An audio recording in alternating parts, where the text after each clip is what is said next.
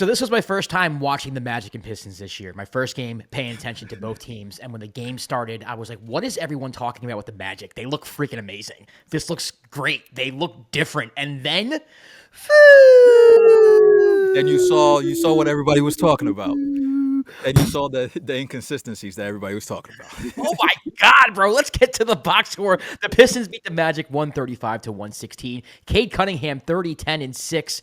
Tobias Harris had 23 points. Jalen Duren 21-12 with 6 offensive rebounds. And also, he has handle all of a sudden. We'll get to that. For the Magic, Paolo Banchero 24, 11, and 7. Franz Wagner 22 and 7. And Desmond Bane 12 and 5. Let's talk Pistons first. I think that's kind of a rule where we want to talk about the team that won. We don't necessarily want to harp on the team that lost, even though I think that is the lead. Pistons looked pretty good, man. They got off to a slow start. They had trouble guarding the Magic in transition. You know, my first notes were kind of like, hey, what happened to this tough defense that I saw last year against the New York Knicks for 6 games? You know, the Magic were running out. They were getting into the paint. They were driving and kicking. Paolo was getting whatever he wanted. Franz was getting whatever he wanted, and they were hitting open threes. The Magic started off this game, you know, very nice. Like, I started watching this game, and I'm just kind of like, what? Like, how are they 1-3 right now? Like, what is going on? Like, what am I missing here? Or, you know, and then the thought was kind of like, all right, well, maybe this is the first time they're playing like this. Jalen Suggs had the swag like he was back in Gonzaga. You know, one of my favorite things about Jalen Suggs in college was that he was a fantastic passer, and he still is. But I think that the Magic should be utilizing him more in the open court and using his ability to pass the ball. Now, he was on a minutes restriction.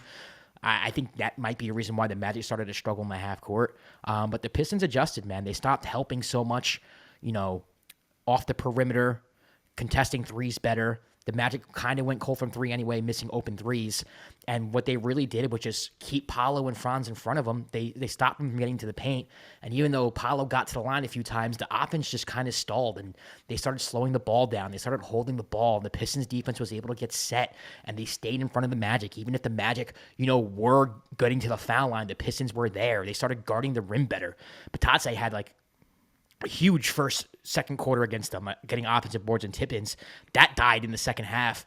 I thought the adjustments the Pistons made were great. The Magic stopped running with a purpose. They slowed the game down, and then Cade Cunningham took over, and it was night-night from there. I mean, the Pistons just pretty much controlled the game from the mid-second quarter on.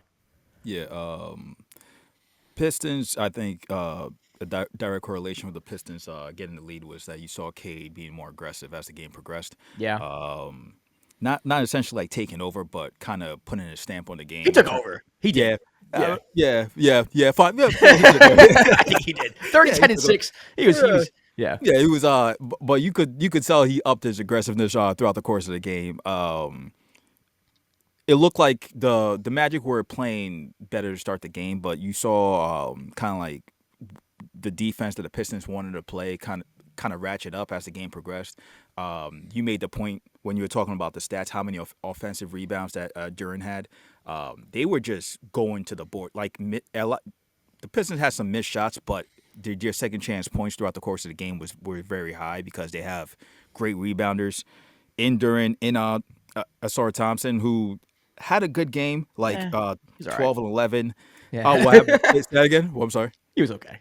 No, I think for him that was a good game in terms of playing all around, rebounding, scoring, and defense. Like that's to me when I see that when I was watching him, I'm like, yes, the missed shots are the missed shots in terms. But of it's not just the missed shots; is that the defense? This happened in the first quarter. I think this is why they struggled so much in the first. Was the Magic were just playing off of him, and he was going at the Magic and taking these floaters and just missing. Like he was just throwing everything off. And then once they went away from that, and they started moving the ball around and working the offense, that's when the Pistons started taking off. So I don't want to say he played bad. I don't think he played bad. I mean, he's a fantastic defender. He had a good floor game. But, you know, that's going to be a point of contention for the Pistons going forward. It's like, what do we do when defenses drop off on a score like that? And it's going to happen. It's going to happen. Is he going to take the ball to the hole like he did today? Which I'm not discouraging, right? He just didn't hit the layups. He didn't hit the floaters. Maybe next game he will. He just didn't today. Yeah, he just like I think that's how I looked at it as like he just didn't because he's more than capable of hitting those like they look like funky shots, but like him and his brother have like some of they're the same person. It's in off the charts, like weird twitch like reactions in the air. So that was to me. I thought he had, like you said, he had a good floor game. on the Magic side, right? The game started off and they had the lead because to me they were moving the ball. Their offense looked like a team offense, right? In terms of everybody was getting touches, shooters were open. It was just great ball movement. At the end of the half, Paolo had 7 assists. He was playing amazing. At the end of the game, Paolo had 7 assists. Yeah. That's Yeah. to me that was a big difference. Not saying that he needs to be like in terms of like the point guard play or whatever it is, but the offense that we're running in the first quarter in the first half was he was at the elbow at the post where there was a lot of movement around him and he was driving, getting paint touches, and they were swinging the ball and the ball was moving to open Yeah. shooters. It it stalled out. It felt like it stalled out. Yes, the Detroit made amazing adjustments to that where they weren't overhelping as much, but it felt like all that went away. It wasn't that anymore. There they were taking more like contested jumpers, Yeah. which never unless you're elite shooter, like it never bodes well. Yeah, I mean, Paolo got tunnel vision. I mean, that's Yeah, what I have in my note. He got tunnel vision, yeah, and there were times he brought up the ball. There was not a single pass, and he drove it to the hole. And sometimes he got fouled. Sometimes he made it. Sometimes he didn't. But it's still not healthy offense, right? The process isn't there. Franz, I thought, had a really good first half, and then he kind of disappeared. He had 22, but I thought his impact wasn't felt as much. Again, Jalen Suggs was on a minute restriction, so you can't really go by his whole performance, but I thought in the first half, especially in the first quarter, that he was playing with some sort of swag. They were yeah. pushing the basketball. He was like going between his legs and like trying to be fancy, but it showed like confidence. That was gone. That was All that gone. was Yeah. gone, and it wasn't like the game was over in the second half. This was a 1-point game at halftime, so it was a close game. You could have came out in the third quarter and turned it on and play the same way he did in the first quarter. They just didn't. And the Pistons controlled the pace. The Pistons started running more too. That's another thing. The Yep. Pistons also played fast, so give credit to them. Yep. They scored off their turnovers. They weren't just turning the Magic over when they turned them over, they were scoring as well. So to me, the Pistons just asserted their will. They controlled the pace, and they made the Magic look like the team that they were last year when they were struggling, which is basically we're going to slow the ball down, we're going to take contested shots, and hopefully they go in. And the Magic were just not good defensively. The Magic are a team that we talk about all the time about being a very good defensive team. They play hard on the defensive end, and the Pistons got whatever they wanted today. Cade got into the paint whenever he wanted. Jalen Duren is like mixing people up from the top of the key, getting into the paint, doing whatever he wanted. Tobias Harris, they all were doing whatever they wanted. They got on the fast break. Duncan Robinson had a really good night. He's kind of struggled to start the year. But today he hit some threes on the break, above the break, in the half court. So to me, I just thought the Pistons stuck with it. I think they got punched in the mouth a little early, really didn't expect the speed that the Magic were playing at, but they adjusted pretty quickly, and Cade was just the best player on the floor.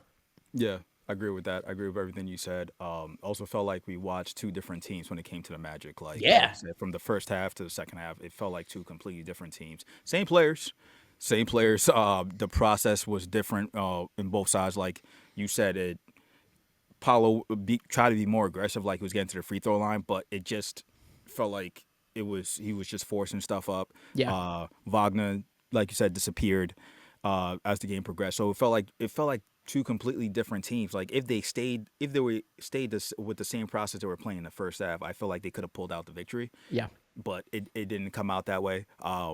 Props to the Pistons. A lot has been made about them not having, like, I guess losing like Tim Hardaway and Malik Beasley And for Schroeder. now. I don't know what's going on with that, but And in Schroeder, terms of too. and Schroeder also in terms of having veterans and shooters, and they were like Duncan Robinson had a good game in terms of being able to spread the floor. They might need one more kind of threat for them out there, Jaden just Ivey in could be that case. threat. He was out today. I mean, maybe when he Yeah. returns and he's healthy, he could be it. Yeah, he's been out all season just because I think he's recovering from a slight knee surgery or something like that. So he could be that for them. So they feels like they're missing one more like threat for them. But yeah, they're gonna be able to win a lot of games if Cade is playing like this Yeah. and they're attacking the boards like this and they're like getting stops and pushing the tempo as they did. Also, great game by Ron Holland. I liked the Yes. activity just on both sides of the floor. Just it felt like he was like nonstop throughout the whole game. Just crazy. And if you have him and Thompson on the floor at the same time, because they kind of create chaos, so that benefits them. So, but it was a good win by the Pistons, and you were able to see firsthand why Magic fans are like, this team is inconsistent. I don't like what we're seeing. Yeah. Also, we've talked about what we've been talking about this game for whatever 10 minutes or so. Haven't mentioned Desmond Bain, who was the big piece that the Magic brought in, and it felt like he was a non-factor throughout the whole game. Yeah, I mean, they really didn't drive and kick and move the basketball. This is what I said about the Grizzlies, too, which is funny because Desmond Bain came from the Grizzlies. Yeah. But in the first quarter, you saw with the Magic, they got into the paint. They were running the basketball, and this is where Paolo got all his assists. He got into the paint. The Pistons collapsed. He drove and kicked, right? Yep. And when the defense tried to come back out and contest, the Magic would make the extra pass, open three, hit it, right? Like, that's how pretty much it's a simple way of playing basketball, but that's how you play the game, pretty much. They didn't do that. And so when Desmond Bain is off the ball and you have Paolo Banchero bringing the ball up and having tunnel vision and going straight at his defenders, whether he scores or not, Desmond's not going to be involved. He's not. So you either have to put him on the ball or you have to have a situation or offense where you're creating advantages in the half court to drive and kick. And they just didn't do either one of those. Yeah. I think when Jalen Suggs gets back into rotation and he's playing 30, 35 minutes a game and he can run the show here, I think we're going to see a different Magic team. It's 5 games, I've always said, like, take 10 games before we actually, judge this team. Yeah. But I'm looking at the panic button right there, right? You looking at it? No. I'm not pressing it. Not pressing. But it came up. Like, in game shows when like a button comes up from the ground. You're like ah. Just, there it is. There it is. Did that was the other thing I was gonna ask. Did what's his name? Did he get hurt throughout the court? Tyus Jones, did he get hurt? Oh, I don't know. I have the game on mute. I watch actually most. You know what's funny? I watch most games on mute. Which sometimes I do that too. Yeah. So that's why, because let me pull up the box score, because he was in the game and in the first half, and he played in the first half. I know that. I remember seeing him. Yeah, he played 9 minutes. Yeah, and that was it. He played 9 minutes, and because the point you made about having Suggs and somebody just running the show and just being able to stabilize the offense, I'm like, oh well, when Tyus was in there when Suggs came out, it was a factor with that, but. Yeah, maybe he got hurt too. So let us know, because sometimes we do watch the game on mute. So if you're Magic fans, let us know what's going on. But good win by the Pistons. Another loss by the Magic. It's going to be interesting because these are two teams. They're going to be in the standings when it comes to the playoff playing. When it comes to the East, just because the East, apart from the top, is kind of just muddled up. Yeah, in the middle. So these are teams that will have a chance. So like we said, it's early in the season. It's very, very early in the season. It is kind of like extended training camp for some teams. So yes, we'll see. I mean, the Magic again. They're trying to something new here. Mm-hmm. They brought in a new piece right now. They're trying to incorporate that. I think they know that they couldn't play offense the way they've been playing. So I do think they're trying to adjust. You got to give them some grace. So let's wait another 5-10 games, and then we'll start talking Magic, and we'll start hitting that panic button. It just kind of came up right there. You just want to hit the panic button. I do. It's fun. It's fun. It's fun, but I'm not going to do it. You're ready to hit it. All right. The Pistons beat the Magic 135-116. You can follow the Dime everywhere at the Dime NBA. I'm Josh Rodriguez at Josh_Rodriguez_. He's Kwab at Kwab KS. We'll see you tomorrow for another game reaction. Spurs Heat. Yes, what is this? 2012? Let's go. I mean, finals 2014. I mean, whatever it was. Yeah. Wow. Look at that. That's crazy. Back to back. Yeah. See you tomorrow. Peace.